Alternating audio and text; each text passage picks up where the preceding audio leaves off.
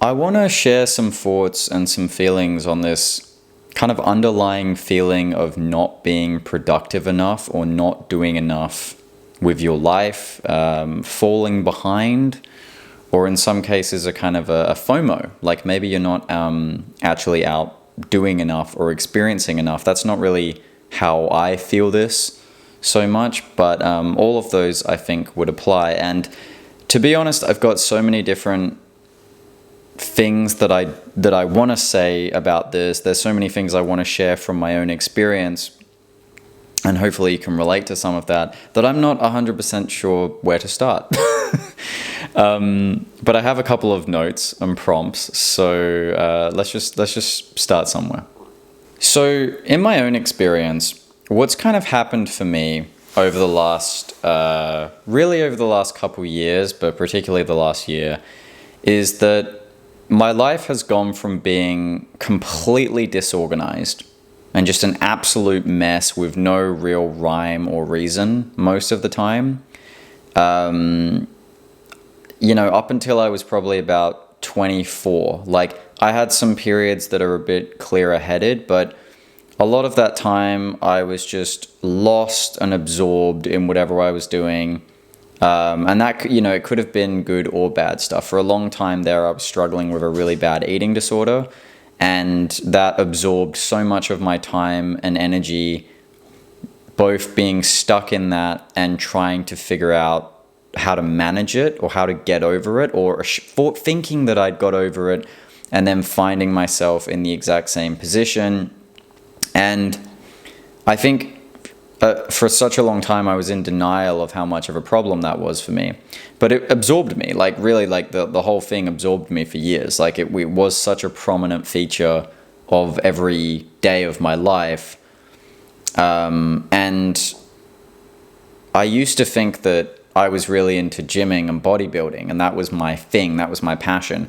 But then over time, I've kind of learned that even that was kind of like an extension of that eating disorder in a way. It was like I was using that as the kind of to cope or to sort of feel okay about the fact that I couldn't stop binge eating, or I couldn't stop getting in these patterns where I was doing stuff like that. And before that, it was substance use and abuse.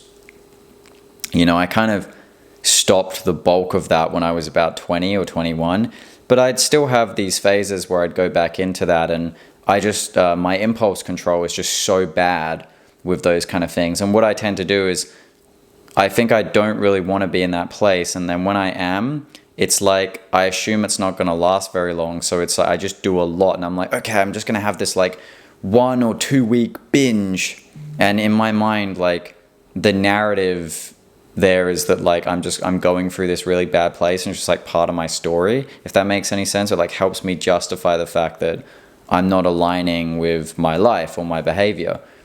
And other points it might have been full-time just like chasing girls, or full-time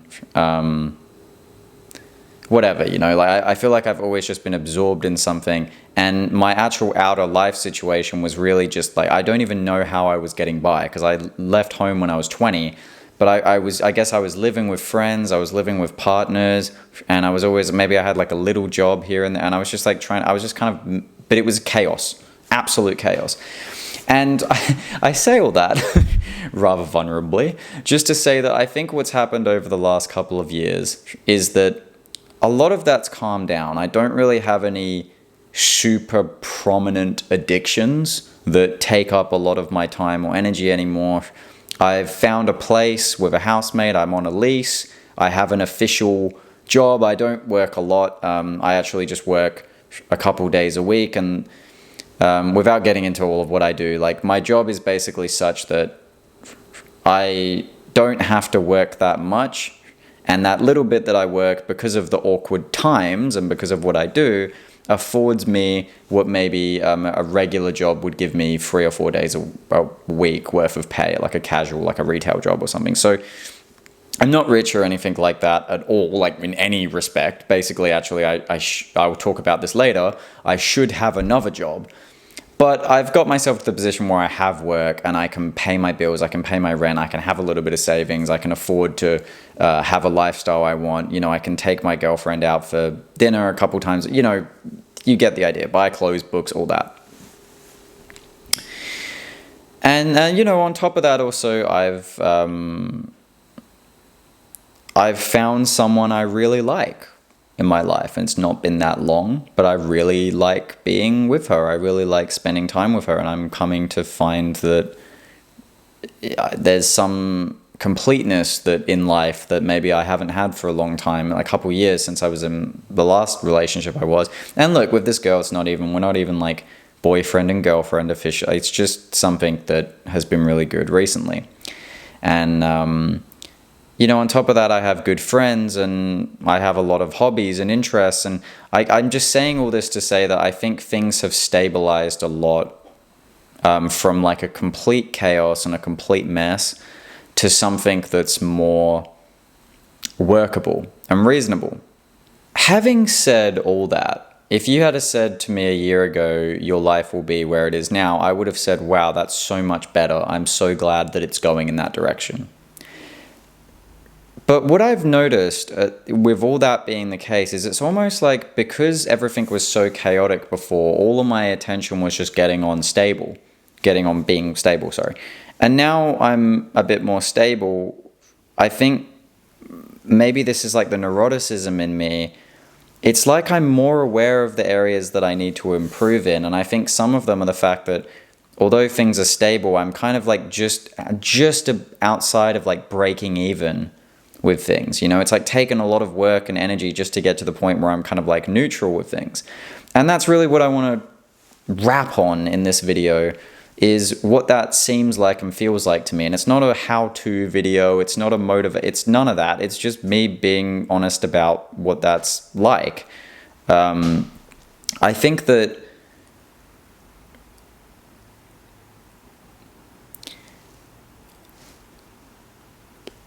my biggest strength and my biggest weakness at the same time is that it's so easy and natural for me to follow what I love. And it's so hard for me to do anything that I don't. You know, and I get anxious about saying that. I get actually like there's something in me that feels anxious about saying that to you and saying that to anyone. Because it feels like I'm judging myself at some level, because it's like, well, what? So like you're so entitled that you just get to do what you love and you don't spend any time, you know, life is about sacrifice as well. And I know all that and I hear that, but I also can't deny the fact that it seems like ever since I've been old enough to remember anything, the main thing I've struggled with is just like, if I'm not really into something, it feels like I'm in like it's like I'm in quicksand or something. You know, every motion feels like all the effort that I have just to get going, really. And when I'm doing the things I like, when I'm doing the things I care about, I feel like I'm just gliding effortlessly through the air. And I put so much energy into these things that I love. It doesn't even feel like, and like even if it exhausts me, it doesn't, you know what, like when you have something where even if it exhausts you, it doesn't feel like it took anything from you, because it's spiritually fulfilling, even though it might be energetically demanding, situationally demanding. That's how I feel about my practice of Zen. You know, I sit Zazen every day without exception. I missed one day like 2 weeks ago because of some shit, but generally like I sit Zazen every day. I enjoy studying the Buddha Dharma. I enjoy contemplation, because to me, like the openings that's afforded me so far, it's so clear to me that there's nothing more important in life for me than opening up or getting that more clear, honest foundation in the true nature. It's just, to me, I don't talk about this, basically. I barely ever talk about it on the channel. I don't talk about it with friends, because it's so easy to misinterpret. And on top of that, it becomes a bit ineffable. And I'm okay with that. But it's a weird thing because it's like I have this thing every day that I practice, and I don't want to talk about it or communicate about it because I feel like every time I do it, it sort of gets interpreted as something that it doesn't seem like it is to me. But anyway, you know, and on top of that, I would also say like working out and keeping fit and healthy.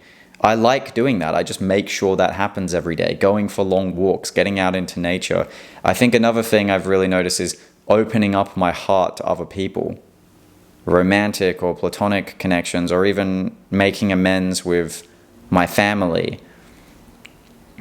Sharing with other people, you know, sharing space, seeing that you can be there for your friends and allow yourself to be cared for as well. And I think more than anything else, I think what my life is always really about is just exploring.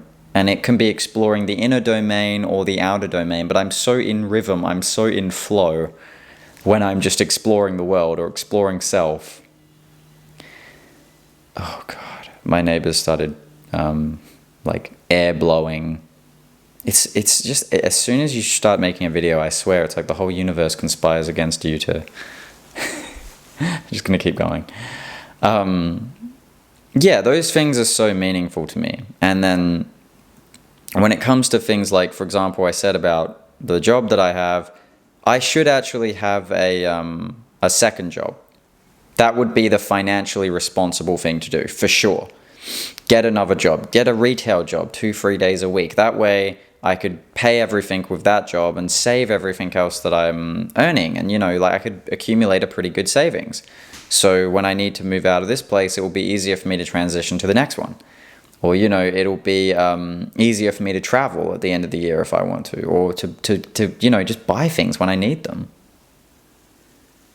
And what I do is I tell myself I'm going to do it. I tell myself I'm going to get a second job. I tell myself I'm going to complete this paperwork thing I need to do over here. I tell myself I'm going to get this done and that done.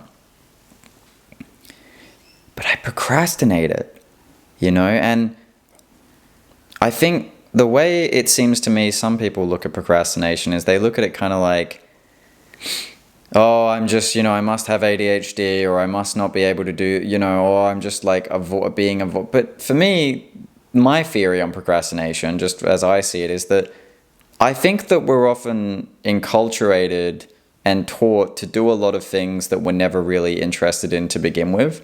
And it's almost like we get groomed in this way. I'll talk a bit more about this in a minute. We get groomed in a way to feel like these things are just like what life is. And again, I want to make it very, very clear that I'm not like refuting the value of being responsible and doing things even if you don't really like them. I see the importance of it.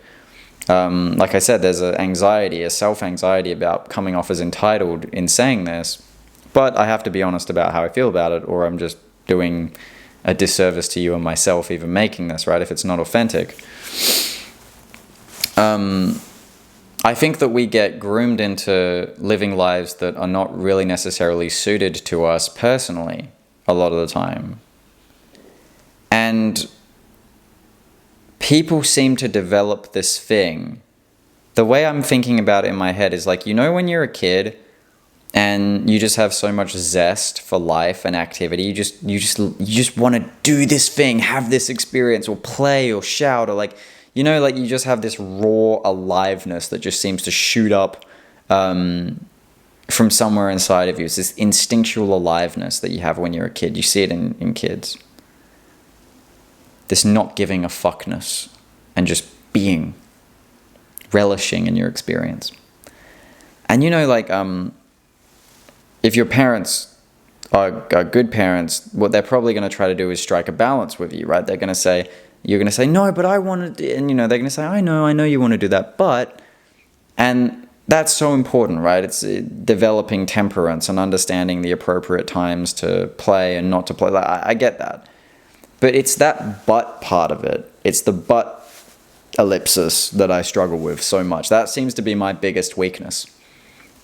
It's like, but I just want to explore this. I just want to do this. This is really what I want to do. And then it's like, but... And some people seem to be really good. It's like they pick up on a young age. They have this ability to understand the but part, which is like, yeah, I know that you maybe don't want to be in school or you don't want to do this thing over here. Yeah, I know that, but you know, you've got to toe the line. I just really can't seem to toe the line. And I find that that's the same thing with my own, excuse me. I find that that's the same thing with my like productivity and whatnot. I think a lot of people, a lot of my friends, for example, or even the girl I'm dating, like she'll see the things I do in a day when she's with me. She'll be like, that sounds really productive. But none of that stuff is really discipline for me because I want to do all those things. Like I said, I like working out every day. I like practicing Zazen. I like writing. When I want to make videos, I like making videos. I like reading books. I love reading novels. I love reading novels. Of course, but it looks productive because people are because of the brain rot era. But if you really like reading, you love reading. You know, it's not something you have to force yourself to do. You want to do it. That might be a bit of a challenge to get going, but once you get into it, you're really into it. And so I think those things, that's like my childish sense of like just, yeah, let's do it. And some people just have this ability to like do things that, or they've been taught, or they innately have this ability to just do the thing that seems practical or the right thing to do in that situation. Right thing. But they can like put themselves aside. And I feel like I'm stacked. If this was like a Bethesda game, all my points would be stacked in like doing the authentic thing rather than doing the thing that is sometimes practical and necessary sometimes. You know, I'm not trying to like embellish. I'm not trying to say my way is right. I'm just being honest about what it seems like. And so, yeah, you know, to get it back on track, it's kind of a rant within a rant there. But to get it back on track, I feel like what happens is there can just be this sense of so much energy and time goes into the things that I care about. And then I tend to put off the things that I might need to do. And it kind of leaves me sometimes with this sense of like, a thing is going to be all right. Am I going to get older and just be this guy who's like so hyper focused on these things, but then maybe everything's not really very stable around him. And you know, part of me thinks maybe that's how it needs to be. So be it. You know, is that really wrong? Who says it's wrong? What is it wrong based off, compared to what? You know, a lot of people do it the other way and are completely miserable and end up taking their lives. Does it mean that was that way right? Because they did. Who said it was right, you know? How do I know I can trust that person saying it was right? Or,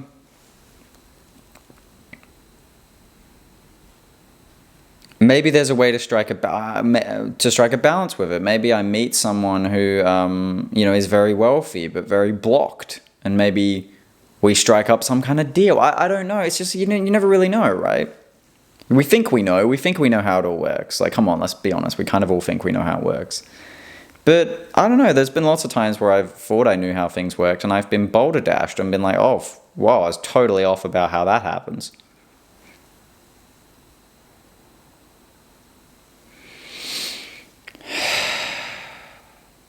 But it feels good to just say it, you know? It feels good. I know this is all over the place, a million miles a minute, but it feels good to just say that I don't really always know what I'm doing, or that I'm 26. I'm not, I don't have that much time on the earth in this body.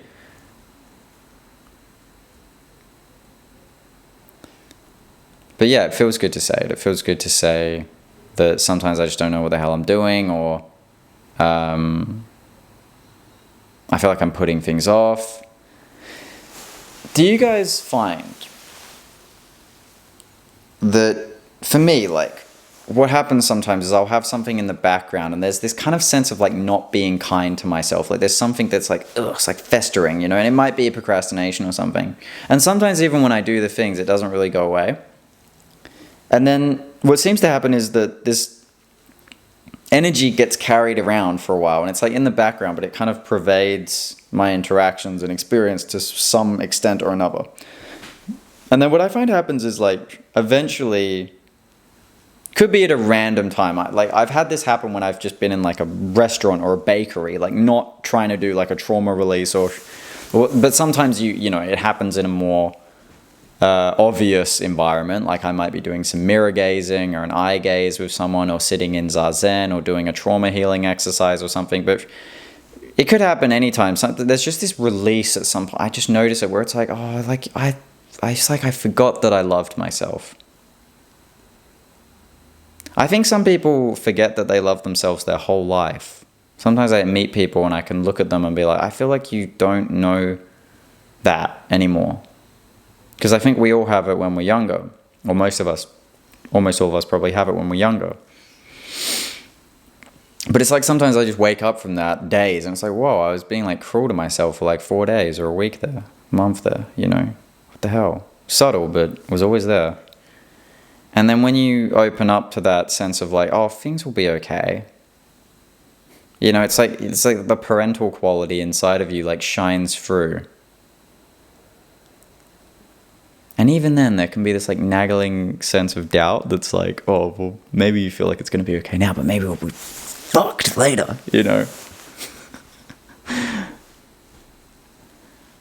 And different people clearly handle it differently. Like my best friend, for example, he's so effective at things. But if you asked me to wager if he enjoys himself as much as I do in day-to-day life, or if he's as in alignment with what he's doing and his choices, I would say he's probably not. But I think he's really focused on this, and he's a bit older than me, and like he's more responsible for me in a lot of ways, and he's helped me out a lot as well. So I don't say that in a bad way. I mean in like just being honest about what I see, though. I think he'd probably say the same thing. He's quite a self-aware dude.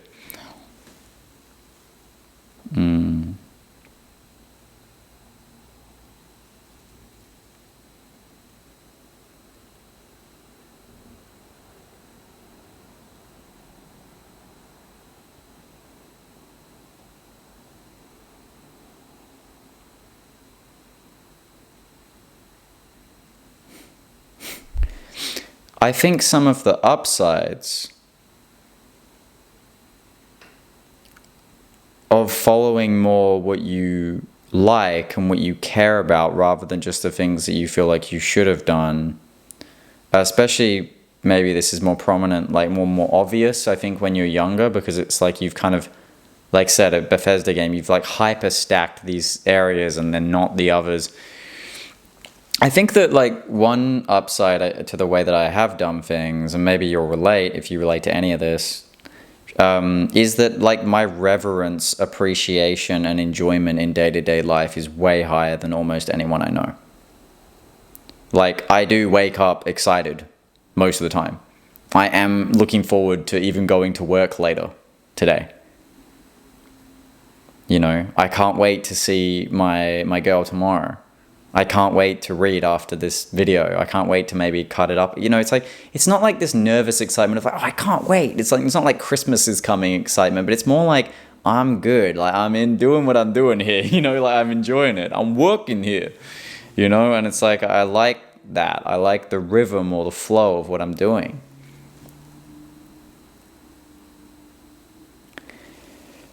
So yeah, the appreciation I feel like I have for things. And then, there's the more spiritual aspect, which I have not yet learned how to talk about what that's like for me.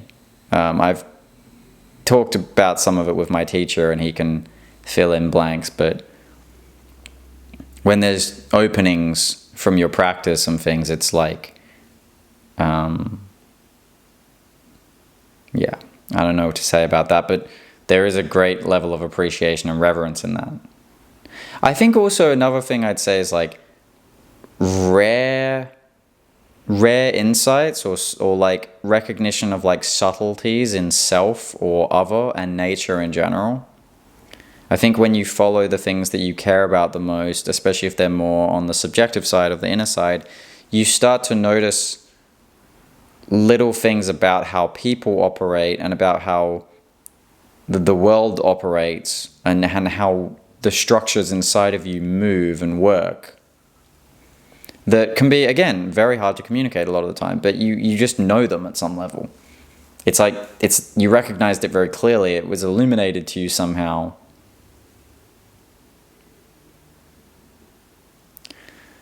And yeah, that makes for some very interesting stuff. I used to get that from psychedelics. Now I don't feel like I need psychedelics anymore to have that kind of thing. Another thing is, I would say that the way I can show up for other people, or how quickly I can attune to them, or because of the last thing, like recognize like, oh, that's what you're really saying. Because people can say things and like they're saying something that sounds quite different to what it actually is. You know, like they might say, oh, I'm worried about this thing and that thing. But then you might recognize at some level, even if it's not clear to you, it's like this subtle feeling you might get. It's like, oh, this is someone who's stuck in fear and doesn't know that they love themselves. Or maybe they don't know how to stop, or they don't know how to relax, or their mind is taken over, or this one part of them is running the show or something, you know. And you notice it, and like sometimes you know you can't really even, like, what are you going to say? Like, how do you explain that to someone if they don't have the context? But because you can recognize it, it's like this weird quantum thing, I feel like sometimes, where if you recognize something in someone and you tend to work with that and love that and accept that, they can feel that from you, and that seems to click the thing over in them. I think that's why some people are such effective healers and teachers and therapists and whatever, because I think a lot of them have so much subtle insight, and the recognition of those subtle insights seems to translate through to the other person's experience better than anyone who... Because some people are, you know, trained therapists, like they have PhDs and stuff sometimes, you know, be a psychiatrist, and they're terrible at working with people, really bad at connecting with people. I've experienced this, you know, or they're staunch materialists who don't have any acknowledgement for any of the subtler aspects of life. It's like, they're not even open to it. You know, so it can be, your ability to attune to other people, I think, can be another benefit of following your own light in these kind of things. And then the last thing I'd say is that there's, in spite of everything I said to the contrary, there's a paradoxical kind of certainty and confidence that comes in following what you want. Because even if that sometimes means that you didn't put as much time and energy into the things that everyone told you should do, you at least know that you're going to wake up interested and like you have your path to follow. Where if you just did the other stuff, if that stuff went away, it's like you'd be left naked and you wouldn't know who you are without all the things that you felt like you needed. But in this case, it's like what you've developed is more endogenous, and it's on the inner side of life. So it has something more rooted and grounded. That's why I think a lot of people, you know, talk about the distinctions between like the inner game and the outer game stuff in like dating communities, for example, right? The outer game stuff is like technique stuff, but the inner game stuff is like who you are, because that sticks. It's deeper and more permanent in that way, you know? Or even with psychology, it's like you can do some cognitive behavioral therapy, and that's good, like in a lot of ways. Obviously, there's research behind it. Yeah, that's work. But if you work with someone at the level of their soul, you know, it's a teach a man to fish, give a man a fish, teach a man to fish kind of situation, I think, a lot of the time. This has just been a big rant. There's not really any... it's just to express some thoughts and feelings. But I will say that it's come out... I'm a bit anxious about when I make videos like this, because I just don't... Like, there's really just... They go all over the place. And if I speak openly and honestly, I waffle a lot. Everything just goes everywhere. But one of my commitments to myself that I have made recently, I have thought about, is if I release YouTube videos, I want to do it authentically. I don't care about really what this channel turns into past a point. I just want to be able to speak honestly, though. So even if 2 people saw this and I could speak from the heart more, I would hope that that would be positive for those 2 people, you know? So I hope if you're one of them that you enjoyed that. If you haven't already, I appreciate you subscribing to the channel, liking the video, sharing this, commenting for the algorithm, all that crap, all that stuff that I say at the end of a video. I hope you're having a beautiful day, and I'll see you very soon. Bye-bye.